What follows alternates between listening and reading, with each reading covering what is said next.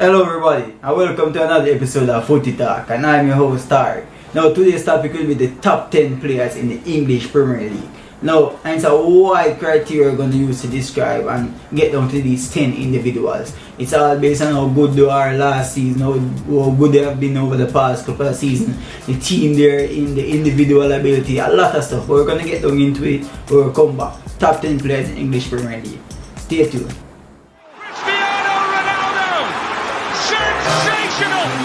It's Bergkamp. That's magnificent.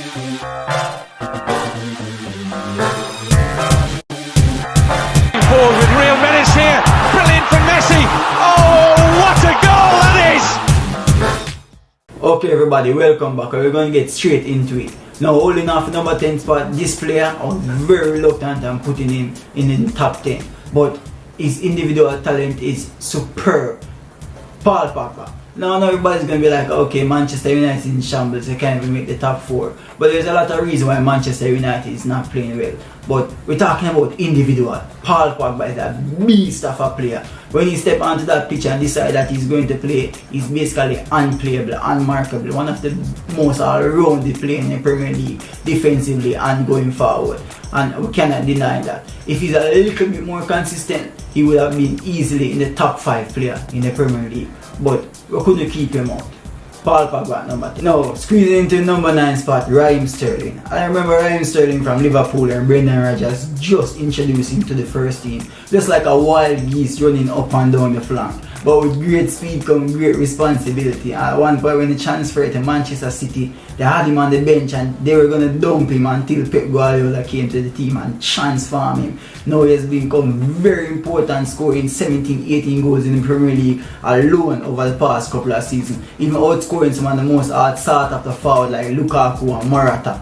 Raheem Sterling, brilliant player, number 9 spot. Now, holding off number 8 spot is Emre Aubameyang from Arsenal. Now, a lot of people is going to disagree on me with this one, but listen to me. This man came into the Premier League in 2018 and January transferred to Arsenal. And within 13 games, he had 10 goals. And when he got a full season for himself, he scored 22 goals and giant top goal scorer with Mohamed Salah. Now, I don't think there's ever been a player that just walked into the Premier League and became top goal scorer within the first year. That's never happened before. And this one has been a 20 plus goal scorer for the past 4 seasons from Dortmund to Arsenal. It's unquestionable. The problem I have with Emre Aubameyang is not as clinical as some of the other forwards in Premier League, but you don't need to be clinical when you get yourself in goal scoring position like 5 or 6 goal scoring position per game. You must put a 1 or 2. Emre Aubameyang, number 8. Now, holding off the number 7 spot is a player that's very similar to Aubameyang that I just talked about a while ago. Now, because of their speed and their skill, they get into a lot of goal scoring position. They maybe not be as clinical as some of the other forwards, but because they get into numerous goal scoring position, they're bound to score a lot of goals. If they get 1 or 2, the goal total is going to be very high. We're talking about Mohamed Salah, the Egyptian magician. Now, he's a Golden Boot winner for 2 seasons running now. The season before and season before that, where he scored 32 goals. Wasn't as great last season with 22 goals, but 22 goals for a forward in any season is a well done season, a very decent season. Mohamed Salah. Now, coming in at number 6 is a goalkeeper, and it's very rare goalkeeper comes onto a top 10 list of players, much less to be this high up on the list. Alisson from Liverpool, 21 clean sheet last season, and you don't just achieve 21 clean sheet because you have a very good central defender in front of you. You must be very awesome too. The last goalkeeper to outdo that number was Cech back in 2004-2005. And it's not just awesome in the Premier League, it was the Golden Glove winner for Europe as well, and it was the Golden Glove winner for Copa America. 3 Golden Glove, 1 season. Must be awesome. Now, for a player to make it into the top 5, they have to be able to walk into any Premier League team and be a starter. So let's get into it. At my number 5 position is N'Golo Kante from Chelsea. Now, a lot of people are going to disagree with this one because they think they know something about football and they don't know nothing. Especially the number nerds that think that everything has to do with numbers. Yes, he scored 20 goals in this and 5 to 5 assists. No, this man is a walking engine. That's the only way I can describe him. A walking engine. We just have to agree to disagree on that one. Now, Coming in at the number 4 spot is a forward. And I mentioned 2 other forward previously, Aubameyang and Mohamed Salah, saying that they're not the most clinical in the game, but they get themselves in a lot of goal scoring position. But this man I'm going to mention right now, Harry Kane, is a total different player, a monster, a beast. Do not give him a sniff at a goal. And it doesn't matter what the supporting cast behind him is. You don't have to be that creative. This man just get goals from anywhere, any type of goal. Number 4 spot, without a doubt. 25 plus goal guarantee if he's fit and ready to go. Harry Kane, number 4. Now coming in at number 3 is another forward again. And in football actually favors the forwards. They're the one who get the honors, the praise, acclamation, and all that stuff. This is a very consistent footballer. Can work under any manager, any system. Pellegrini, Pep Guardiola, Mancini. 20 plus goal scoring forward guarantee every season. Sergio Aguero. Now, scoring goal has never been Liverpool's major problem. I mean, stretching back to the days of Michael Owen, to the Fernando Torres, Luis Suarez, and even now Mohamed Salah. What always seems to be the problem is that they fall each bit short at the back. But this man came in and transformed Liverpool. I'm talking about the season before they were within 25 points of the lead as Manchester City, and this man came and transferred them and brought them within 1 point of clinching a title they've been hungry for these past 3 decades.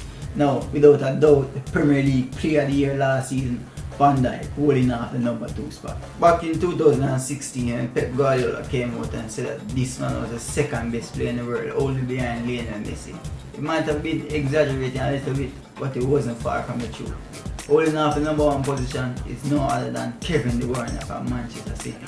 No, this man is a master class player.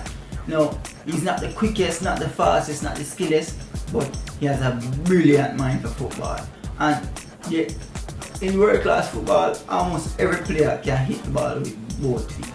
You know, as long as they close their ankle and strike through the ball from 20-25 yards out, they can get it on target. But this man not only can hit the ball with both feet, but can put in accurate pinpoint crosses with his weaker foot just as well as his stronger foot. I mean, you would have to just see it to believe it. He's a brilliant player, brilliant mind, and if Pep Guardiola says he's one of the best in the world, it has to be true, because that man is responsible for one of the greatest footballers of all time. So I'm just going to run over a couple of players that people think that should have made it to top 10 but didn't. First of all, Sadio Mane. Yes, without a doubt, brilliant season last year, 22 goals, joint top goal scorer at Premier League. But before that, how good was Sadio Mane? 10 goals last season before, 13 goals the season before that at Liverpool, and the 2 seasons at Southampton, 11 goals, 10 goals respectively. Regular average baller in my opinion. Not because they have one brilliant season doesn't mean they're a top 10 player in the Premier League. Same thing goes to Bernardo Silva. Brilliant season last year for Manchester City. But if Kevin De Bruyne wasn't injured, he wouldn't allow him so much playing time. And it was another product of Pep Guardiola brilliance. If it wasn't because of Pep Guardiola brilliance and his system that he's playing, a lot of these players wouldn't put out the performance they're putting out right now. For example, the goalkeeper Edinson, Fernandinho. Who can remember Fernandinho at Manchester City a few years back before Pep Guardiola? Regular average baller. Nobody would even consider him for that top 10 spot. But now because he's playing fairly well and fairly better, much better to be honest, under Pep Guardiola, doesn't mean that he's a top 10 player in the Premier League. So that's a breakdown. If you think somebody missed out that should be, make a point and make your argument. Put it in. Don't forget to like, follow and subscribe and comment. Let me hear what you have to say. This has been another episode of Footy Talk. Stay tuned.